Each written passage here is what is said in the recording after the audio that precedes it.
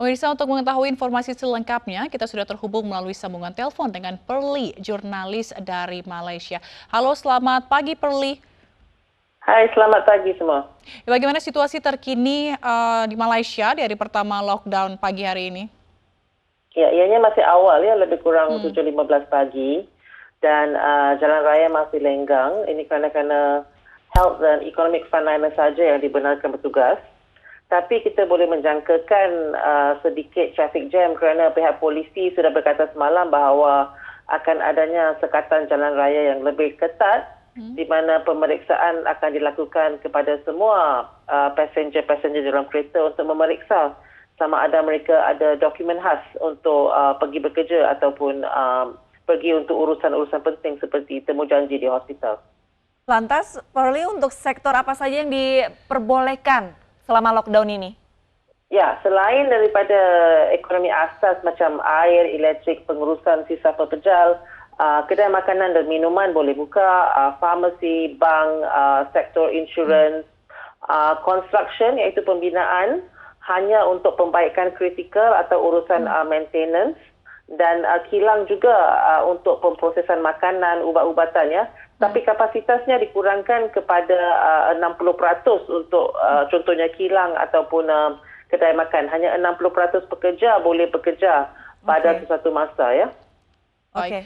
Lantas jika ada warga yang ingin membelikan kebutuhan untuk persiapan lockdown, apakah harus melengkapi surat tertentu atau seperti apa?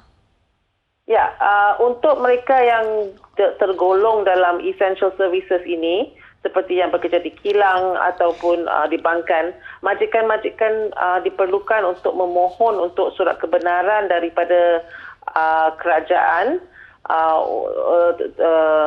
Dan ini berdasarkan kepada sektor-sektor itu sendiri ya, untuk mendapatkan surat permisi untuk bekerja. Dan surat-surat ini harus salinannya dibuat dan diberikan kepada pekerja yang akan membawanya dengan mereka ke mana-mana saja mereka pergi ya. Oke, baik. Lalu Perli, ini bagi Malaysia ini bukan kali pertama lockdown secara nasional. Lalu sebenarnya apakah ada transisi setiap fase lockdown ini, evaluasinya itu seperti apa? Ya, kita sudah masuk lockdown yang dinamakan Movement Control Order 3.0 ya, kali ketiga. Ya. Kali pertama di Mac tahun lepas. Kali pertama itu ialah sangat-sangat ketat ya, di mana warung-warung makan tepi jalan tidak dapat beroperasi, kilang kebanyakan yang tutup, aktiviti sukan juga tidak dibenarkan. Dan sekarang MCO 3.0 ini, essentially kita berbalik kepada MCO 1.0 pada tahun lepas. Cumanya sekarang kelonggaran sedikit lebih, iaitu macam kilang-kilang dapat dibuka, warung-warung makanan tepi jalan juga dapat dibuka ya. Cuma kapasitasnya 60%. Baik, lantas Perli, untuk jumlah pasien COVID-19 di Malaysia ini mulai meningkat. Kapasitas rumah sakit apakah masih tercukupi? Ya, kapasitas rumah sakit lebih kurang sudah melebihi 80% kapasitasnya. Dan kami, we are running out of beds in IC unit di hampir banyak negeri ya, Kuala Lumpur, Selangor, Penang, Perak. Sepanjangnya sudah lebih kurang 80%. Namun lebih banyak lagi pusat-pusat kuarantin sudah dibuka dan akan dibuka lagi di seluruh negara, termasuk field hospital untuk merawat pesakit COVID-19. Baik, lalu Perli, bagaimana dengan habit orang Malaysia sendiri terkait dengan protokol kesehatan? Apakah mereka ini menjalani protokol kesehatan dengan ketat begitu, atau apakah ada kelonggaran-kelonggaran? Karena kita melihat juga ekonomi juga sudah mulai bergerak, seperti tempat-tempat makan juga sudah dibuka begitu. Compliance saya boleh katakan secara dasarnya mungkin 90%. Cuma ada 1-2 orang mungkin ada masa yang degil ya. Sebagai contoh memakai face mask itu di bawah hidung, di bawah mulut ya. Itu masih ada ya. Baik, lantas Perli, untuk vaksinasi di Malaysia sendiri ini menggunakan vaksin jenis apa? Kita sekarang menggunakan 3 vaksin, yaitu Pfizer, Sinovac dan juga AstraZeneca ya. Oh baik, lantas untuk penjadwalan vaksinasi sendiri, apakah masyarakat sudah menerima semuanya atau Sudah berapa persen begitu sudah ya berapa hingga saat persen? ini? Ya, populasinya lebih kurang lebih daripada 32 juta di Malaysia ya. Dan setakat ini hanya 1,12 juta dianggarkan sudah mendapat vaksinasi. Dan ini kerana beberapa faktor ya. Selain daripada supply has been slow, kita juga ada masyarakat yang masih khawatir ataupun masih was-was tentang sama ada mereka patut untuk register untuk divaksinasi ya. Lantas Perli, apakah masih ada warga yang mungkin bisa dikatakan tidak mau divaksin seperti itu? Lantas langkah dari pemerintah ini seperti apa kalau misalkan menemukan ada warga yang tidak mau vaksin? Ya, setakat ini saya kira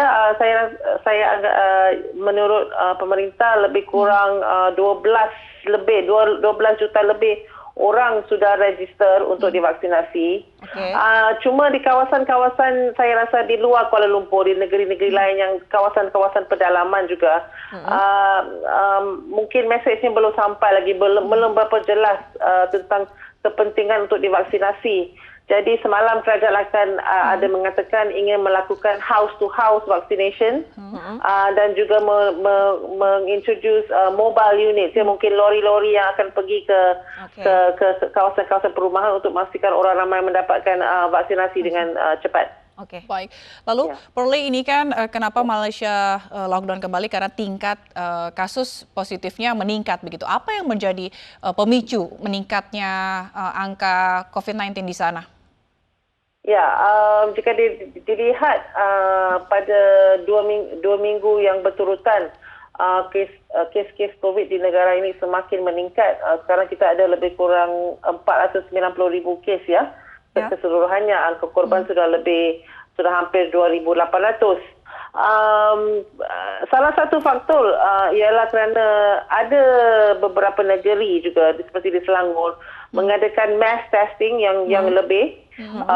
Testing ini adalah percuma dan ramai orang pergi untuk testing. Jadi seperti Selangor, kita merekodkan kes-kes seperti 2,000 lebih, 2,500, 2,600 kes sehari, dan ini telah meningkatkan jumlah kes di negara ini. Ini juga kerana lagi satu faktor ialah pada Aidilfitri yang lepas, walaupun kerajaan telah mengatakan tidak boleh house-to-house visit, tidak boleh balik ke kampung ya, ada masih orang yang degil dan mereka tak tahu macam mana mereka bolos dan sampai ke kampung-kampung, dan ini juga telah meningkatkan kes COVID di negara ini ya. Oke. Baik. Lalu bagaimana untuk pekerja asing di sana? Seperti banyak pekerja Indonesia yang bekerja di Malaysia, Perli. Ya. Setakat ini rakan-rakan warga Indonesia kami di negara ini, saya juga ada rakan-rakan Indonesia ya. Mereka mengatakan semuanya sihat-sihat setakat ini, dan mereka juga masih menunggu untuk divaksinasi. Pertanyaan ini telah ditanyakan kepada kerajaan semalam, bila dan bagaimana cara warga asing akan divaksinasi di negara kami, dan kami diberitahu mesyuarat akan diadakan pada minggu ini, dan mungkin kami akan mendapat berita selepas itulah. Tapi jumlah warga asing yang mendapat COVID di negara ini, saya katakan masih tidak begitu banyak ya, kalau dibandingkan dengan rakyat Malaysia. Baik, terima kasih banyak Perli, jurnalis dari Kuala Lumpur, Malaysia, sudah bergabung bersama kami di iNews Pagi.